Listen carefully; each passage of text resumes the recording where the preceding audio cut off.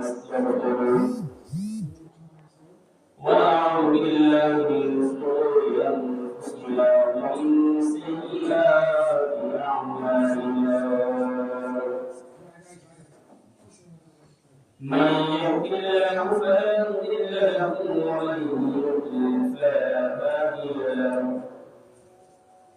ونشهد أن لا إله إلا الله وحده لا شريك له ونشهد أن سيدنا وسندنا وحبيبنا وطبيبنا وقلوبنا ومولانا محمدا عبده ورسوله أما بعد فأعوذ بالله من الشيطان الرجيم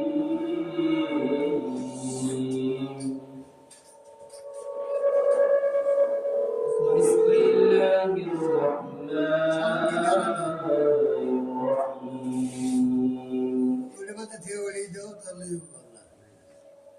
فطرة الله التي فطر الناس عليها لا تبديل لخلق الله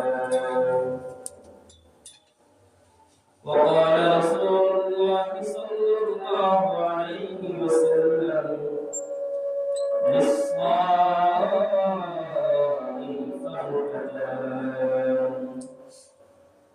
فرحة عند شكره وفرحة عند لقائه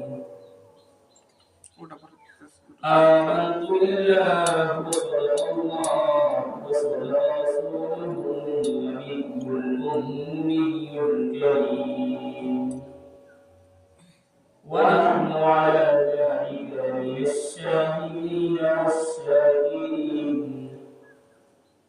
والحمد لله رب العالمين মহান রব্বুল আলামিনের দরবারে শুকরিয়া যে আল্লাহ তাআলা আপনাকে আমাকে নেক হায়াত দান করে গোটা রমজান সিয়াম সাধনার পর আল্লাহ তাআলার বندگির পর খুশির দিন আনন্দের দিন ঈদুল ফিতরে আল্লাহ তাআলা নামাজের উদ্দেশ্যে আসার তৌফিক দান করেছে সেজন্য সকলে বাড়ির দরবার শুকর করি আলহামদুলিল্লাহ মুহতারাম হাজির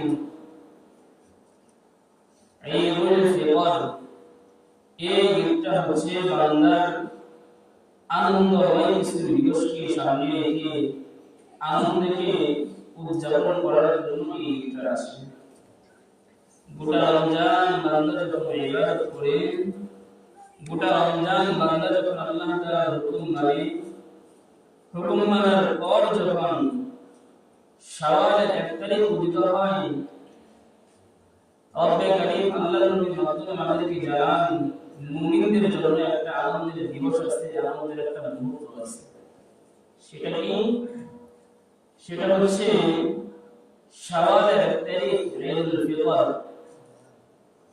আরেকটা বছরের আনন্দের মুহূর্ত আছে সেটা হচ্ছে 10ই দিবস সেটা হচ্ছে ঈদুল আযহা এই দুইটা ঈদকে মুমিনদের জন্য রব্বে কারীম আল্লাহ তাআলার পক্ষ থেকে রাসূল আমাদেরকে জানিয়েছেন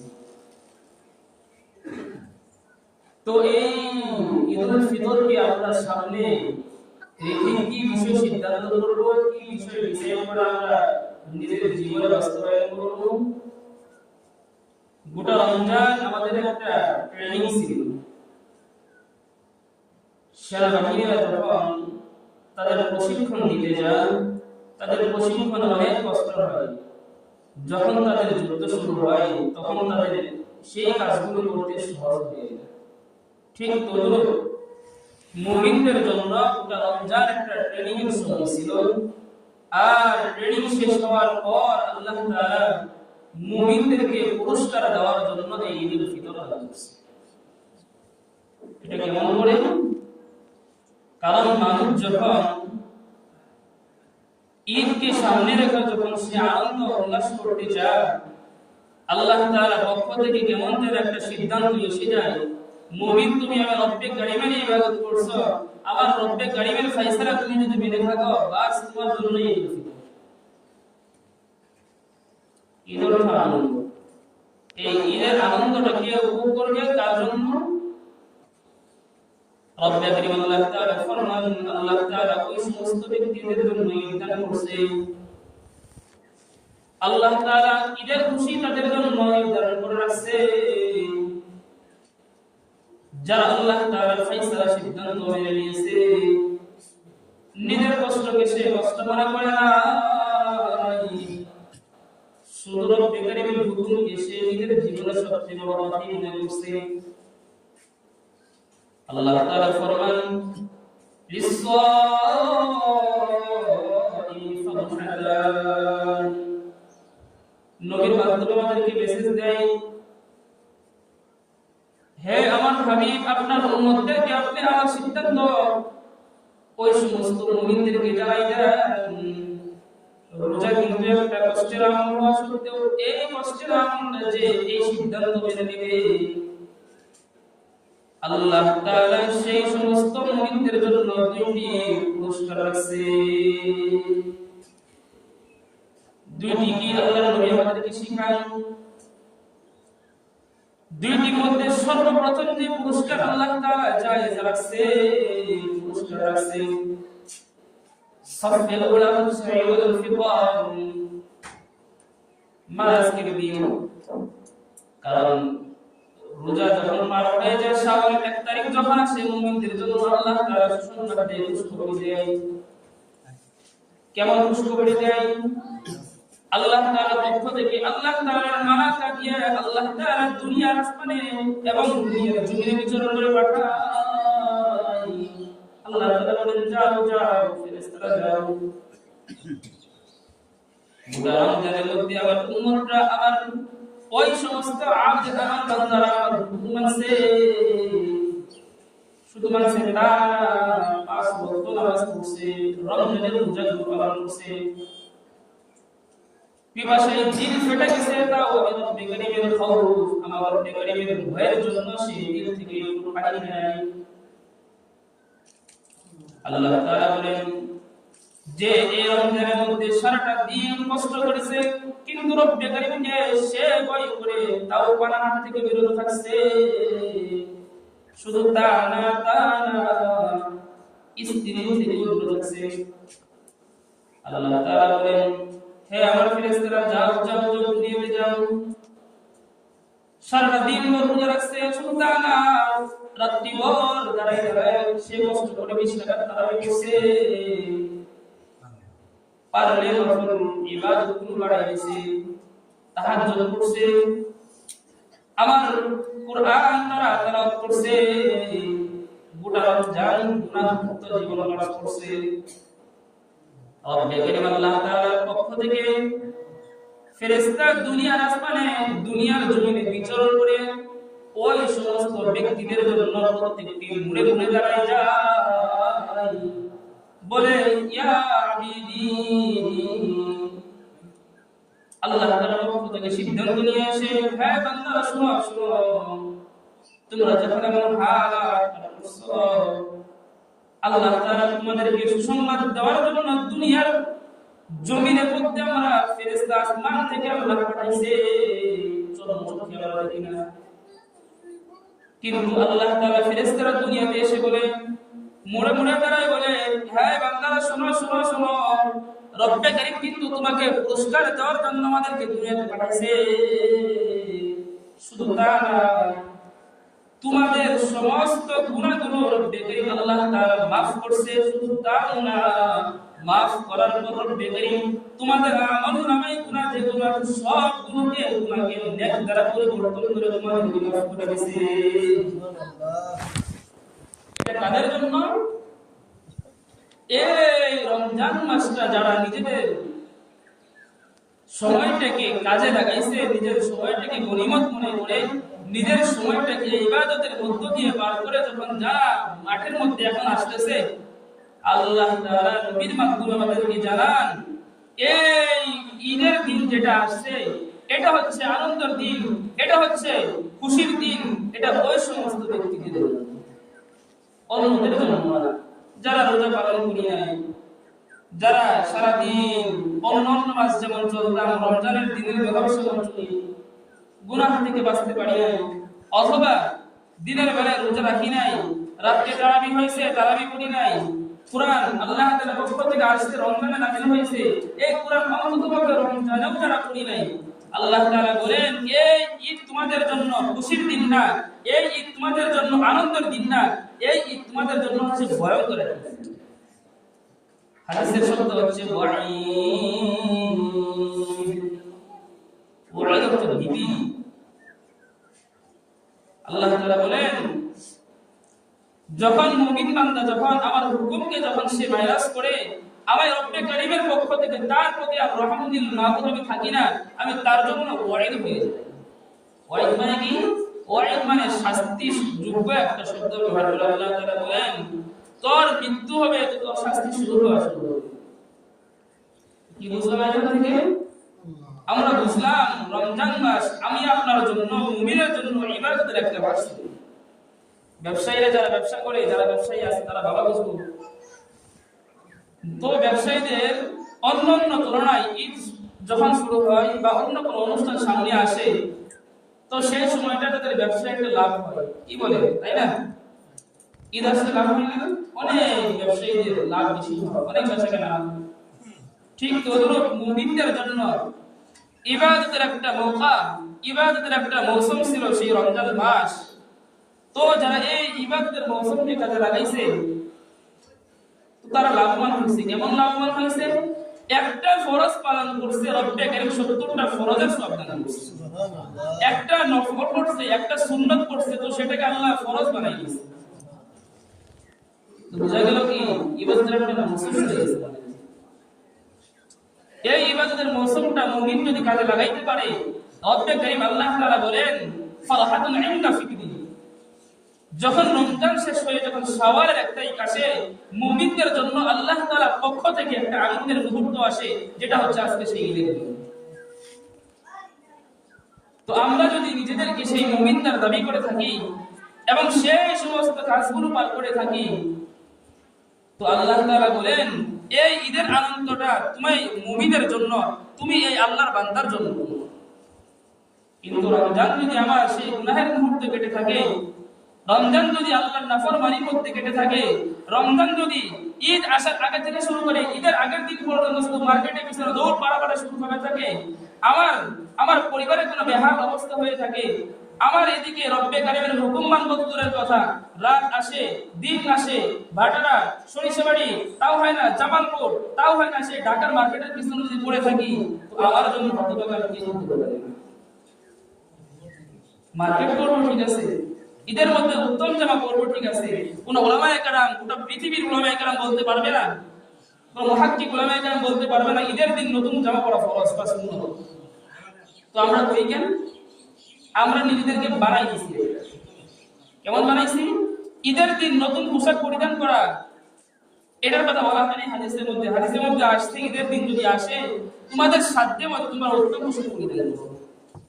উত্তম মানে নতুন, উত্তম মানে নতুন না, উত্তম মানে যেটা আপনার পোশাক যেগুলো ভালো আছে, সবচেয়ে যেটা ভালো আছে, তো সেটা পরিধান করতে হবে। কিন্তু এখন আমরা এমন জাতি, সে ছেলে থাকে বা ভাই থাকে বা বাবা থাকে, সে বিদেশ থাকে, ডলার পাঠা বা রিয়াল পাঠা, সেগুলো পাঠানো বেশি যখন হয়ে যায় 5,000 10,000 টাকা বাজেট করে রাখি ঈদের সময়, তো সেগুলো মার্কেট করতে করতে রমজানের শুরু থেকে শেষ পর্যন্ত সময় পাঠাতে যায়। দেখা গেছে আমাদের এই গরিবদের সময়টা আমাদের থেকে বিদায় নিয়ে চলে গেছে। কবরন কামআকিলিন আকিলিন আয়াত মাযাহিরু, কামআকিলিন আকিলিন আয়াত মাযাহিরু, ওয়া কাম জাহিলিন জাহিলিন তারবা মারসিবিজকা। দৈবজ্ঞানী তো সেই ব্যক্তি, চালাক তো সেই ব্যক্তি যে তার নিজের কাজকে কাজ বানাইছে। অর্থাৎ আল্লাহ তাআলার পক্ষ থেকে, নবীর পক্ষ থেকে আমরা যে সমস্ত কাজগুলো পাইছি, ওই সমস্ত কাজগুলো নিজেদের মধ্যে যদি না ফিট করতে পারি, আল্লাহর নবীর আনুগত্যের গুণা। এজন্য মুহতারাম হাজির, রমজান বিদায় নিয়ে চলে গেছে, আমাদের জন্য উত্তম সময় যেহেতু বিদায় নিয়ে চলে গেছে, তো সেখান থেকে আমরা সবক ইতিহাস করি, সবক গ্রহণ করি। সেটা কি গ্রহণ করব? আগে বলছি রমজান মাস আসে আমাদের জন্য ট্রেনিং দেওয়ার জন্য। অবেকে আল্লাহ তাআলা জাহান্নামের দরজা বন্ধ করছে, জান্নাতকে খুলে দিয়েছিল। আজ থেকে আবার সেই জান্নাত জাহান্নাম সব বন্ধ হয়ে যাবে। যখন জাহান্নামের দরজা বন্ধ ছিল, শয়তান তারা বলতেছিল শুধু তারা মুমিনদের আমলনামায় একটু বাজি করার জন্য একটা সুযোগ আসছিল। দিনের বেলা যদি খাইতে যাইতাম, যদি বাইরে তার হোস্টেলে বা অন্য কোথাও যদি খাইতে যাইতেন, তো তারা বলতো হাই ভাই তুমি রোজা রাখো নাই, লোক লজ্জার মুখে হলেও আমরা বাইরে যাইতাম না। রাতে সবাই তারাবি করতো, যদি বাইরে করতাম কেউ যদি দেখতো সবাই বলতো তুই কেন তারাবি করছ না। অর্থাৎ চতুর্মুখ যখন সমস্যা হতো, এই সমস্যা পার করেও তবু আল্লাহর হুকুম মানতে নিজেদের প্রস্তুত করছি। এই ট্রেনিং, এই শিক্ষা আল্লাহ তাআলা মুমিনকে এজন্য দান করছে, যেন এই শিক্ষা দিয়ে সে তার 11টা মাস যেন ভালোভাবে সে জীবন পার করতে পারে। যদি সেই সবক যদি নিজেদের মধ্যে না রাখি, যদি এটা ভাবি রমজান আসছিল, দিনের বেলায় মাওলা না খাওয়াই রাখছিল, বাস এখন আবার ধুমধাম শুরু হবে, হালাল হারাম বেদতমিজ সব খাওয়া শুরু করব এবং মাল লুণ্ঠন হত্যা লুটতারাজ সব শুরু করব, রমজান আসছিল বাস সেটা একটু ধুমায় রাখছিল, আবার যদি সেটা মাইনাস করে আগের মতো শুরু করি, তাহলে আমাদের মতো হতভাগা আর কেউ হতে পারে না। কারণ কেন? রমজান থেকে যে প্রশিক্ষণ নিলাম, রমজান থেকে যে শিক্ষাটা নিলাম, সেটা যদি নিজের জীবনে ফিট যদি না করতে পারি, নিজের জীবনে বাস্তবায়ন যদি না করতে পারি, তাহলে আমার রমজানটা অন্যদের বোকাদের যেরকম রমজান হয়ে যায়, আমাদের রমজানটা সেই এরকম হয়ে যাবে।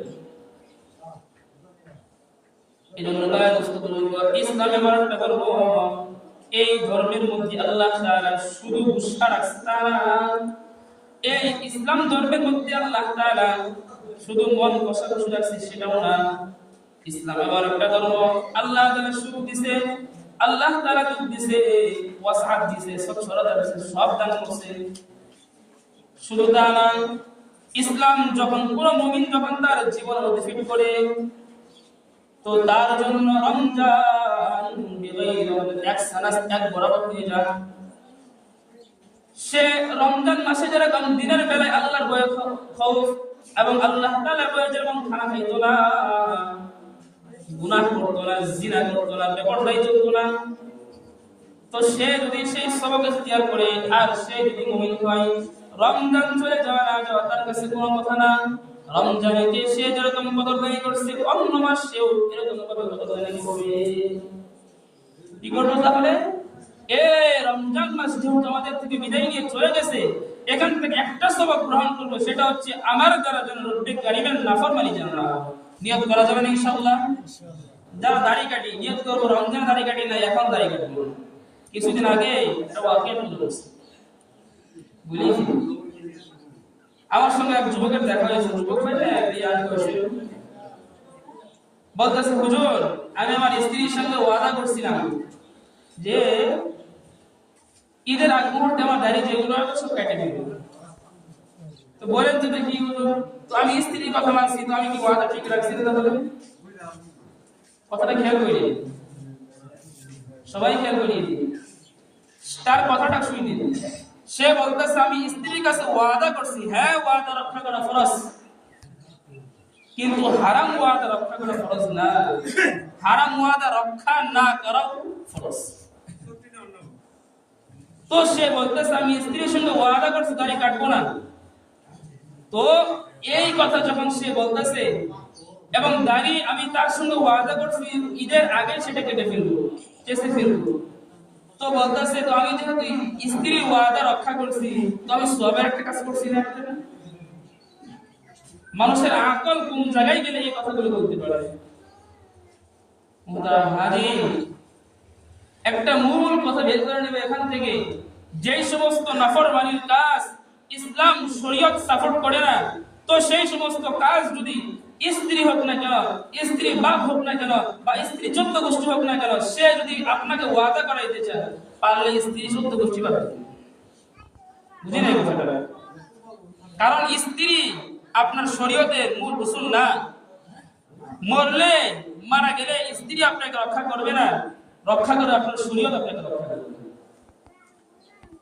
রমজান থেকে মেসেজ নেই ভাই, রমজান যেহেতু চলে গেছে, রমজানকে আমরা গুনাহ থেকে মুক্ত থাকার চেষ্টা করছি। আলহামদুলিল্লাহ শুনছি আপনাদের মহল্লা যুবকরা অনেক ইবাদত করছে, আমার কাছে দুজন মেসেজ গেছে, তারা তারাবি পড়ছে, মসজিদের নিয়ম মাফিক সব সময় আসার চেষ্টা করছে। তো যুবক যারা আছে, পাশাপাশি যুবক সহ যে সমস্ত ভাইরা মুখ থেকে দাড়ি কাটার প্ল্যান আছে বা করি, তারা এখান থেকে সবক ইখতিয়ার করবো যে নাফরমানি করি তো করি, দাড়ি কাটার নাফরমানি আর করবো না। নিয়ত করা যায় না ইনশাআল্লাহ? এটা কেমন করা শুনবো? হাদিসের মধ্যে আসছে, কোন ব্যক্তি যদি দাড়ি কর্তন অবস্থায় যদি সে সময় পার করে, সে কিচ্ছু করতেছে না, তার আমলনামা সর্বক্ষণ গুনাহের পাল্লা আস্তে আস্তে আস্তে আস্তে বাড়ি হতেই আছে, সর্বক্ষণ তার আমলনামায় গুনাহের পাল্লা বাড়ছে। রমজান চলে গেছে, তো রমজান যেহেতু চলে গেছে, একটা মেসেজ নেই, নিজের জিন্দেগির মধ্যে গুনাহ মুক্ত জীবন কাটাবো। এক নম্বর, রব্বে কারীম ফরমান ফিতরাতুল্লাহিল্লাতী ফাতারান-নাস আলাইহা। قال الله تعالى في كلامه المجيد فطرة الله التي فطر الناس عليها। আল্লাহ বলেন যে মানুষ হচ্ছে একটা সরবজাত ইনসান, সরবজাত প্রাণী। এই মানুষকে আল্লাহ তাআলা সব কিছু করার সক্ষমতা দান করছে।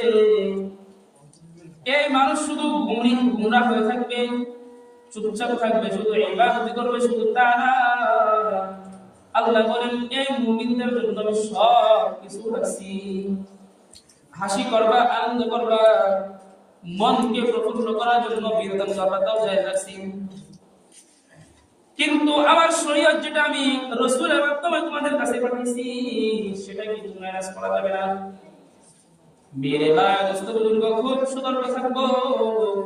ঈদ থেকে শুরু হবে, ঈদের 7 দিন 10 দিন পর্যন্ত মুমিনের সমাজে, মুসলমানের সমাজে নাফরমান এত পরিমাণে হবে, এত পরিমাণে হবে, রমজানে যে নাফরমানি না করছি 10 দিনে তার সে ডবল করে ফেলবো।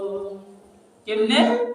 মাঠটা পড়ে যাব, যাওয়ার পরে যে বক্স সেটটা অন করব, পুরা মহল্লা একদম ফাটাই ফেলবো। ঠিক আছে তো নাকি? করবো না আমরা?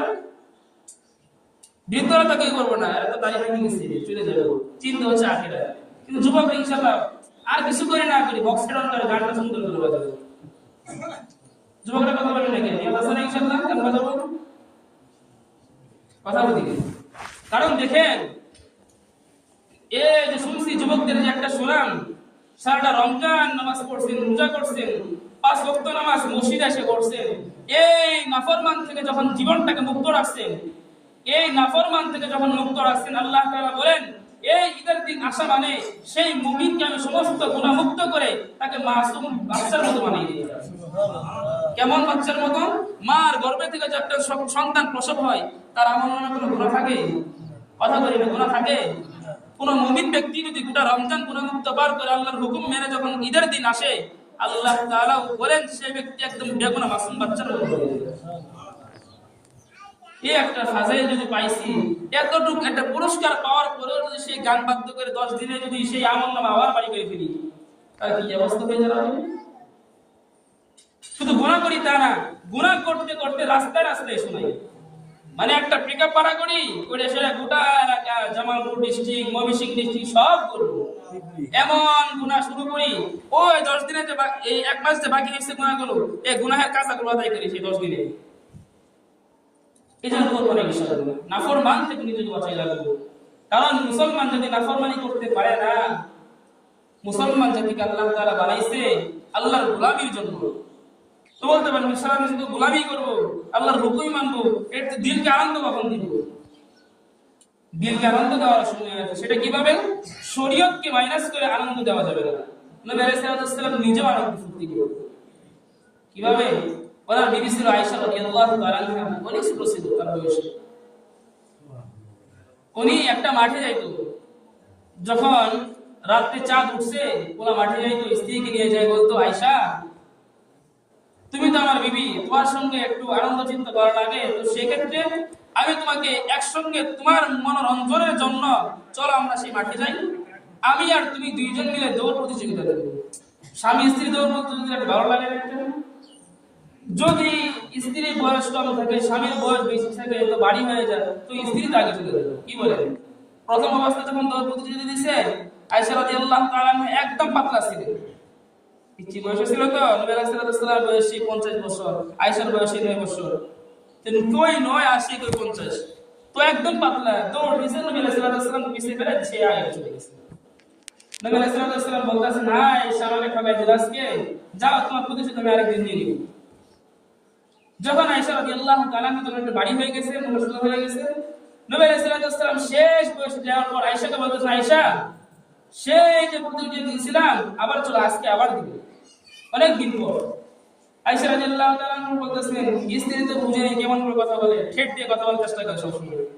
বলতেছেন আপনি আমার সাথে পারবেন না, ঠকছেন না একবার, আবার চলেন আবার ঠকাবো। নবী আলাইহিস সালাম বলতেছেন চলো যে গিয়ে দেখি কি অবস্থা। নবী আলাইহিস সালাম যখন সেই দৌড় প্রতিযোগিতা দিছে, মাইকটাতে যে এমনিই বলা আমার সুন্দর মতো বুঝলাম। আচ্ছা আচ্ছা শুনেন শুনেন। নবী আলাইহিস সালাম যখন দৌড় প্রতিযোগিতা দিছে, তখন আয়েশা রাদিয়াল্লাহু তাআলা আনহা একসঙ্গে যখন দাঁড়াইছে, দাঁড়ানোর পর আয়েশা রাদিয়াল্লাহু তাআলা আনহা নবী আলাইহিস সালাম যখন দৌড় দিচ্ছে, নবী আলাইহিস সালাম আগে চলে গেছে, আয়েশা রাদিয়াল্লাহু তাআলা আনহা পিছনে পড়ে গেছে।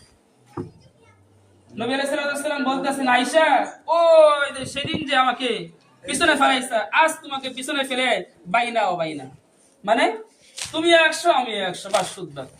এটা কি আনন্দ না বিয়ের সঙ্গে? আনন্দ। এই সমস্ত আনন্দ চিত্র যেগুলো হালাল, যেগুলো জায়েজ, এগুলো আনন্দ করা জায়েজ। সব সময় যে ইবাদত করবেন, গুমরাহ করবেন, কান্না করবেন, ইসলাম এটা বলে নাই তো। ইসলাম এমন একটা ধর্ম, আনন্দও করবেন, ইবাদত বন্দিও করবেন, নাফরমান থেকে বাইরেও থাকবেন, ইসলাম বলে এটা। গোটা রমজান গুনাহমুক্ত বার করছেন, নাফরমান থেকে মুক্ত থাকছেন, কোন আত্মীয় স্বজনকে দেখতে যান নাই। কারণ কেন? নিয়ত করছেন যে রমজান মাস আসছে, গনিমতের মাস, ইবাদত বাড়ানো লাগবে, 1/70 এবং এক তারাবি পড়ব, 70 তারাবি সওয়াব পাইতেছি। তো এগুলো যখন ফাজাইল পাইতেছি, তো কেন অন্য জায়গায় ঘুরতে যাব? এরকম অনেক আল্লাহর বান্দা আছে। এরকম সময় যারা পার করছে, এই সমস্ত ব্যক্তি ইবাদতের মধ্যে সময় পার করলো, তো তাদের জন্য একটু আনন্দ প্রয়োজন আছে। এই আনন্দ করার জন্য রব্বে কারীম সেই ঈদ দান করছে। কিন্তু এই ঈদ মানে এটা না নাফরমানি করা, মুস্তাফি করা। ঈদ মানে এটা না গান বাদ্য নাটক সিনেমার মধ্য দিয়ে সময় সকাল থেকে শুরু করে সন্ধ্যা, আজকে হলো না কালকে, তাও হলো না পরশু, এরকম ভাবে নাফরমানি করার সুযোগ ইসলামের আল্লাহ তাআলা রাখেন। এজন্য ভাই বুজুর্গ, নাফরমান থেকে নিজেকে মুক্ত করতে হবে, এটা প্রথম সিদ্ধান্ত আল্লাহ তাআলা। কারণ দেখেন রমজান যখন শুরু হয়েছিল, রমজানে আল্লাহ তাআলা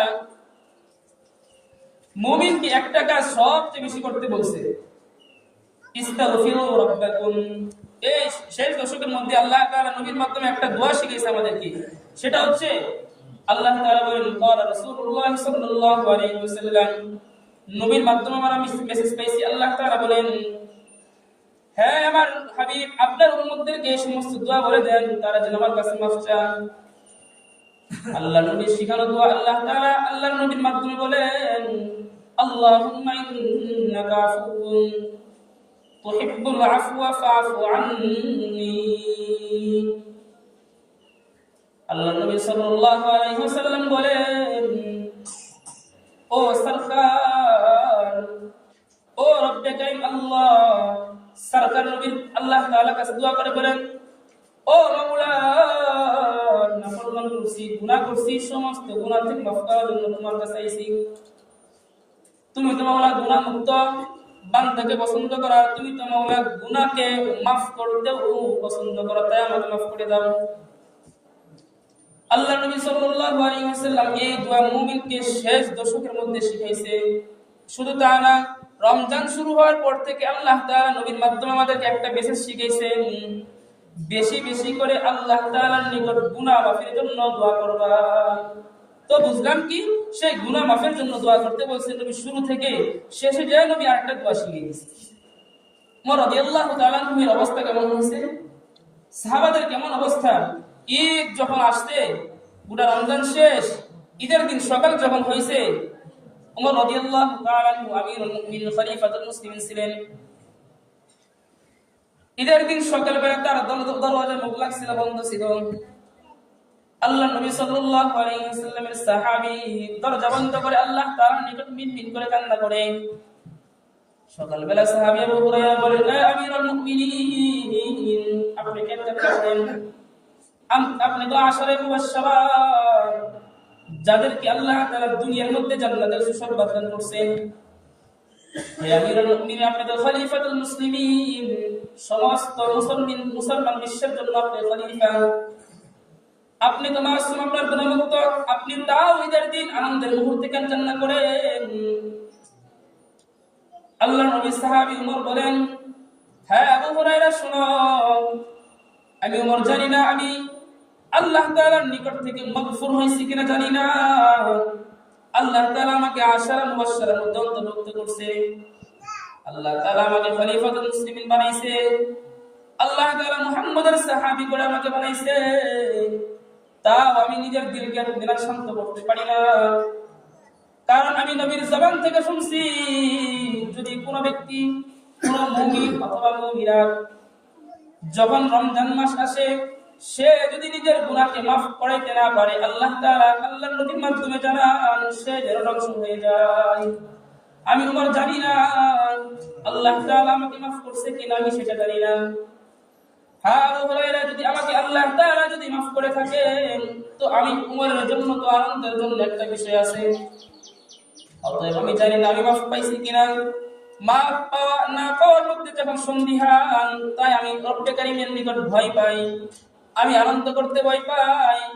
তাই আমি আল্লাহ তাআলার নিকট দোয়া করি আর কান্না করি, কান্না করে আল্লাহ তাআলার নিকট মাফ চাই। আল্লাহর নবীর সাহাবী যারা 10 জনের মধ্যে একজন ছিল, জান্নাতের সুসংবাদ দুনিয়াতেই পাইছে। শুধু তা না, আল্লাহর নবীর জালিলুল কদর সাহাবী যারা ছিল, তার মধ্যে একজন ছিল ওমর রাদিয়াল্লাহু তাআলা। তিনিও সেই ভয় পাইতেন। কেন? শুধুমাত্র ভয় পাইতো যে আল্লাহ আমাকে মাফ করছে কিনা, এই ভয়ে। তাও ঈদের দিন সে কান্না করতেছে, শুধু তা না, নিজের ঘর বন্ধ করে কান্না করতেছে। কেমন পরিমাণ ভয় পেত।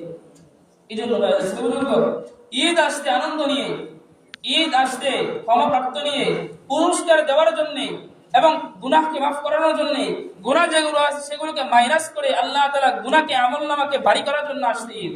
এই পুরস্কার নেওয়ার জন্য আবার যেন আমরা কেউ অপুরস্কার প্রাপ্ত যেন না হয়ে যাই।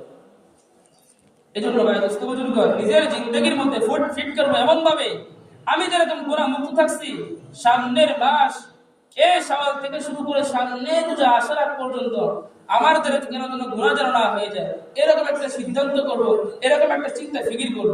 নিয়ত করা যাবে ইনশাআল্লাহ? কে কে নিয়ত করব দেখি, আল্লাহকে তো হাত তুলে দেখাই।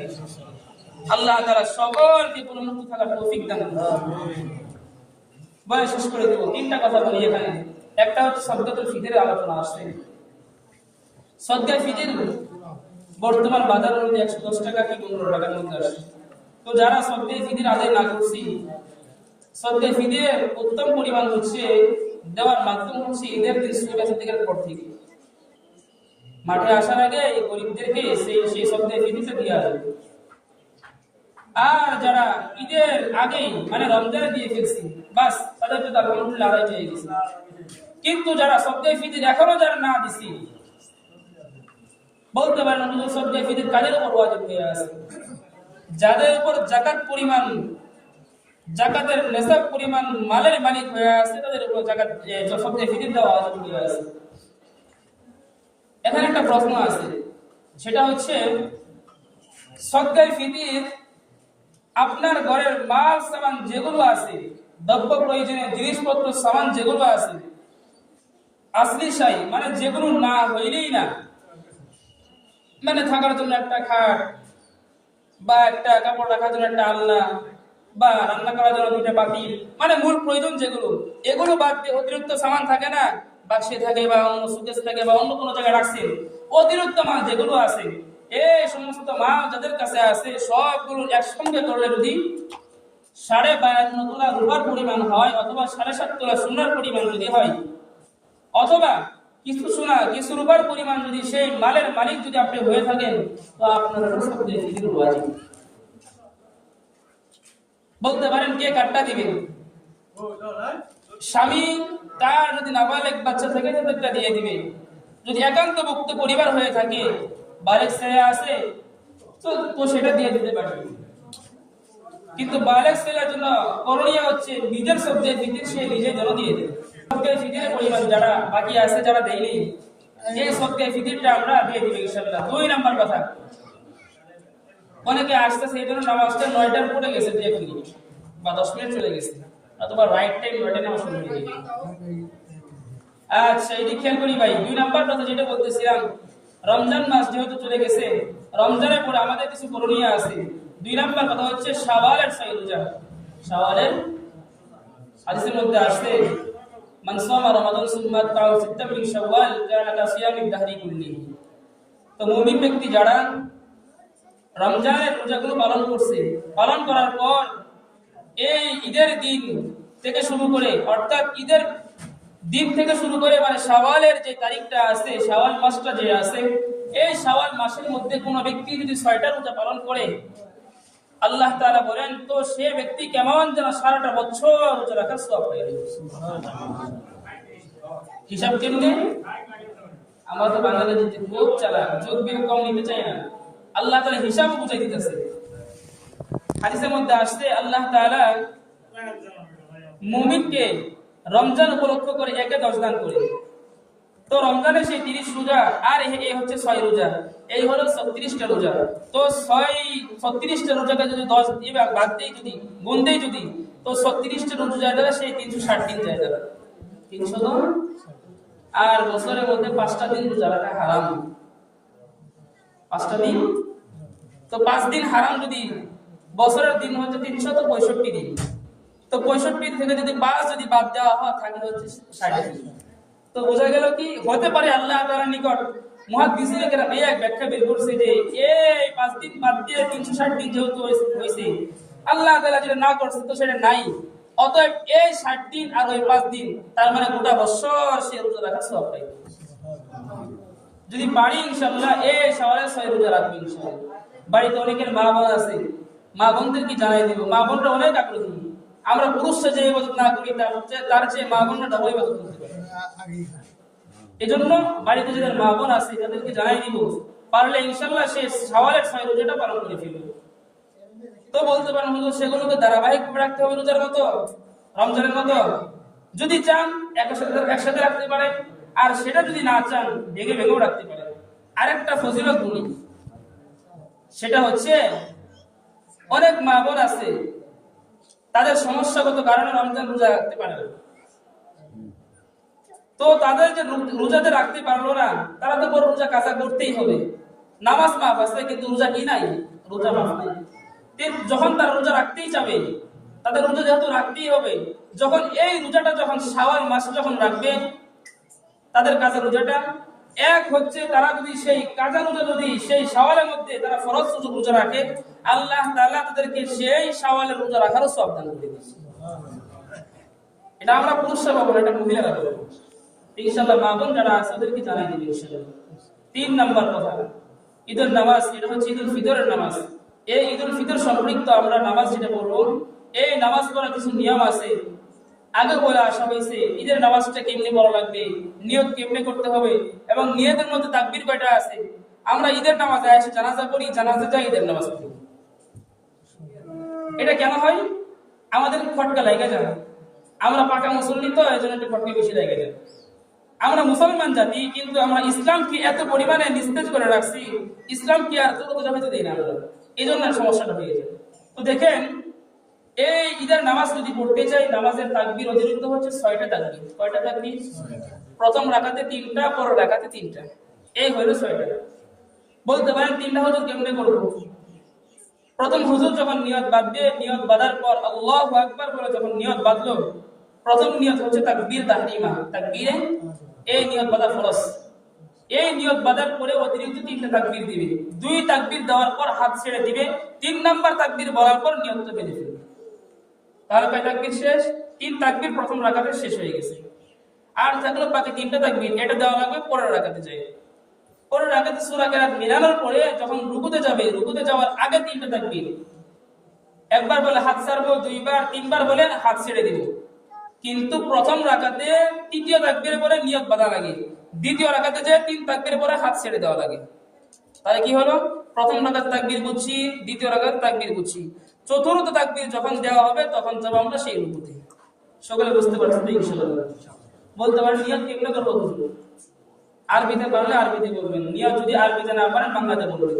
বলবেন ঈদুল ফিতরের নামাজ, ঈদুল ফিতরের ওয়াজিব নামাজ, ঈদুল ফিতরের ওয়াজিব নামাজ অতিরিক্ত 6 তাকবীরের সাথে ইমামের পিছনে ইক্তিদা করতেছি আল্লাহর ওয়াস্তে, আল্লাহু আকবার। আর ইনশাআল্লাহ, ইনশাআল্লাহ সকলে দাঁড়িয়ে যান।